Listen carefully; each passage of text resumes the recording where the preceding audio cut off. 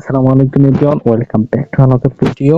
This is Tanvir Faisal. Class করতে করতে কিন্তু অনেকগুলো ক্লাস আমরা অলরেডি শেষ করে ফেলেছি। আমরা এর আগে কিন্তু কমপ্লিমেন্ট এবং অবজেক্টের ক্লাস সম্পূর্ণ করেছি। আজকে দেখাবো কিভাবে কমপ্লিমেন্ট এবং অবজেক্টের মধ্যে যে একটা দ্বন্দ্ব আসে সেই দ্বন্দ্বটাই আজকে সমাধান করব এই ভিডিওতে। চলে যাই সরাসরি অবজেক্ট এবং কমপ্লিমেন্টের। আমরা প্রথম যে পার্থক্যটা করতে পারি সেটা হলো যে অবজেক্ট অর্থ কর্ম আর কমপ্লিমেন্ট অর্থ পূরক। অবজেক্টের অর্থ কর্ম আর কমপ্লিমেন্টের অর্থ পূরক, এটাই মনে রাখলে যথেষ্ট। তারপর আমরা যে জিনিসটা দেখতে পারি সেটা হলো যে পরে যে বিষয়টা আমরা দেখতে পারি সেটা হলো যে অবজেক্ট দুই প্রকার এবং কমপ্লিমেন্ট তিন প্রকার।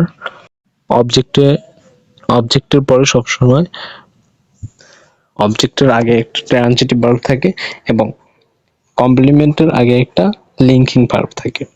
এটা মনে রাখতে হবে যে অবজেক্টের আগে একটা ট্রানজিটিভ ভার্ব এবং কমপ্লিমেন্টের পরে একটা লিঙ্কিং ভার্ব। আর অবজেক্টের পরে সবসময় অ্যাডভার্ব বসতে পারে, যে কোনো সময় অ্যাডভার্ব বসতে পারে। আর কমপ্লিমেন্টের পরেও অবজেক্ট বসতে পারে।